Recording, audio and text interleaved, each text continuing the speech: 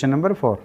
तो question number 4 में दिया है, यदि दो बिंदुओं ए और बी के बीच एक बिंदु सी ऐसा स्थित है कि ए सी बराबर बी सी है, तो सिद्ध कीजिए कि ए सी बराबर 1/2 ए बी है। यानी ए सी जो है हाफ ऑफ ए बी है।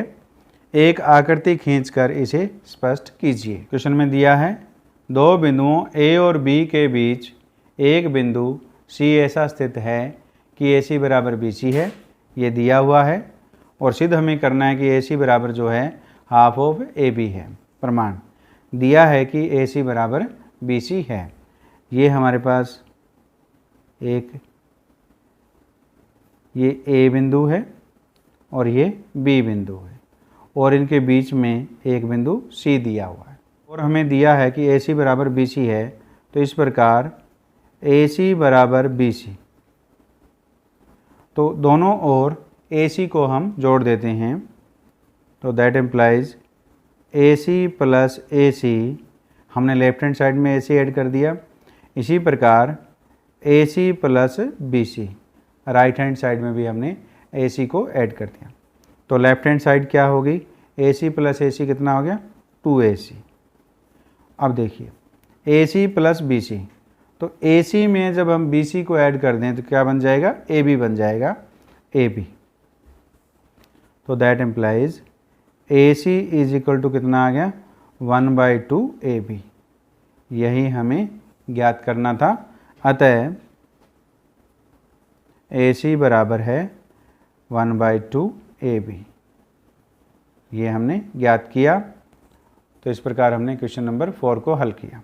अब हम क्वेश्चन नंबर 5 को हल। क्वेश्चन नंबर 5 में है, प्रश्न 4 में सी रेखाखंड ए बी का एक मध्य बिंदु कहलाता है। ये हमने क्वेश्चन नंबर 4 में सिद्ध किया है कि ए सी जो है हाफ ऑफ ए बी के बराबर है, तो इसलिए सी क्या हुआ, ए बी का मध्य बिंदु। सिद्ध कीजिए कि एक रेखाखंड का एक और केवल एक ही मध्य बिंदु होता है। ये हमने सिद्ध करना है। दिया है सी रेखाखंड ए बी का एक मध्य बिंदु है। सिद्ध करना है एक रेखाखंड का एक और केवल एक ही मध्य बिंदु होता है। तो प्रमाण, तो माना रेखाखंड ए बी का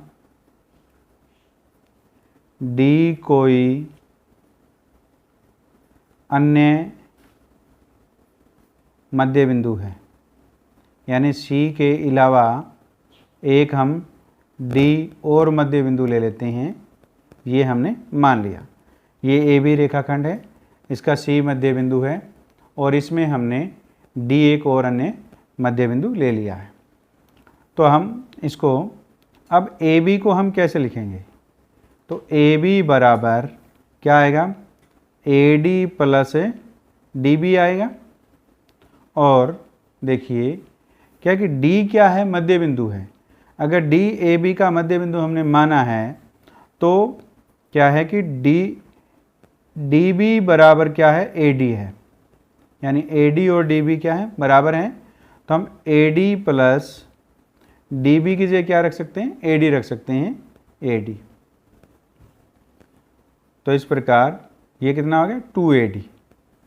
तो इसको हम ऐसे लिखेंगे, AD बराबर 1/2 AB। ये हमारे पास नंबर 1 आ गया। परंतु यह दिया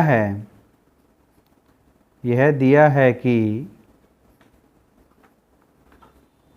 AB का मध्य बिंदु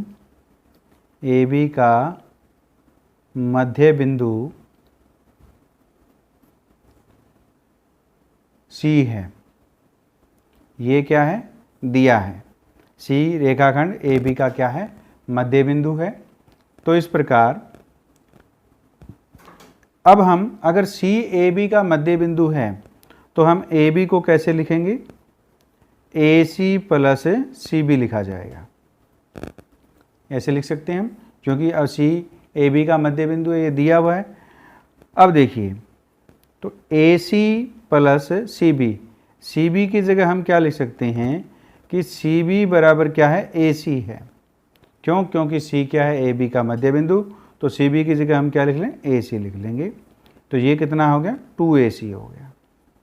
तो इसको हम कैसे लिखेंगे, तो AC is equal to 1/2 AB लिख देंगे। तो ये हमारे पास क्या आ गया, नंबर 2 आ गया। तो 1 और 2 से क्या है, इनकी क्या है, AD बराबर 1/2 AB है और 2 में AC बराबर 1/2 AB है। इनकी क्या है, राइट हैंड साइड बराबर है, तो इनकी लेफ्ट हैंड साइड भी क्या होगी, बराबर होगी। तो क्या हो गया, ये AD बराबर AC हो गया। तो AD बराबर क्या है, AC है, यानी AD क्या हो गया, संपाती हो गया AC के ऊपर। अतः D और C कोई भिन्न बिंदु नहीं है, ये एक ही बिंदु हैं, क्योंकि AD बराबर क्या है, AC है।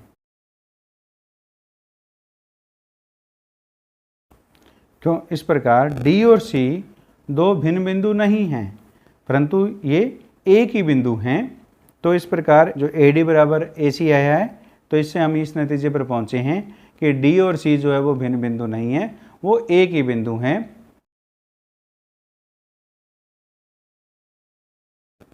तो अतः प्रत्येक रेखाखंड का एक और केवल एक मध्य बिंदु होता है। तो इस प्रकार हमने क्वेश्चन नंबर 5 को हल किया। अब हम क्वेश्चन नंबर 6 को हल करते हैं। क्वेश्चन नंबर 6 में है, आकृति में यह आकृति दी हुई है, यदि AC बराबर BD है तो सिद्ध कीजिए कि AB बराबर है CD। ये हमने सिद्ध करना है। दिया है AC बराबर BD है, ये दिया हुआ है, और हमें सिद्ध करना है कि AB बराबर CD है, ये हमें सिद्ध करना है। तो देखिए प्रमाण, ये हमारे पास एक आकृति दी गई है, ये AD एक रेखाखंड है जिसमें B और C इनके बीच में दो बिंदु स्थित हैं। तो हमें AB बराबर CD को सिद्ध करना है। AC बराबर BD, ये क्या है, दिया है, ये दिया हुआ है। अब AC को हम कैसे लिख सकते हैं, AC को, जो हमें A से C जाना है तो क्या करेंगे, AB प्लस BC लिखेंगे इसको। AB प्लस BC बराबर, अब BD, B से हमें D जाना है तो कैसे लिखेंगे, BC प्लस CD, ऐसे लिख सकते हैं हम इसको। अब ये जो BC है इसको हम राइट हैंड साइड ले जाते हैं, तो AB बराबर BC प्लस CD, और ये BC जो प्लस का है वो राइट हैंड साइड में जाके किसका हो गया, माइनस का BC। तो BC से BC क्या हो गया, कैंसिल हो गया। तो इस हमारे पास AB बराबर क्या आ गया, CD आ गया, और यही हमने सिद्ध करना था। अतः AB बराबर CD है, ये हमने सिद्ध किया। क्वेश्चन नंबर 4, 5 और 6 परीक्षा की दृष्टि से बहुत ही इंपॉर्टेंट क्वेश्चन है। अक्सर एग्जाम में इन तीनों क्वेश्चन में से एक क्वेश्चन पूछा जाता है। अब हम क्वेश्चन नंबर 7 को हल करते हैं। क्वेश्चन नंबर 7 में पूछा है, यूक्लिड की अभिगृतों की सूची में दिया हुआ अभिगृत 5 एक सर्वव्यापी सत्य क्यों माना जाता है। ध्यान दीजिए कि यह प्रश्न 5वीं अभिधारणा से संबंधित नहीं है। तो यूक्लिड के जो 5वीं अभिधारणा के अनुसार, जो 5वीं अभिधारणा है, पूर्ण अपने भाग से बड़ा होता है। तो देखिए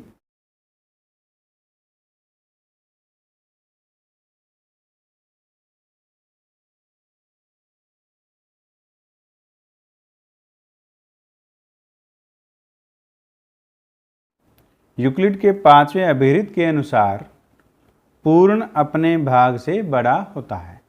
तो 5वीं अभिहित ये कहती है, क्योंकि संसार के किसी भी भाग में किसी वस्तु के लिए यह सत्य होता है। देखिए कैसे सत्य होता है, ये हमारे पास एक पूर्ण है।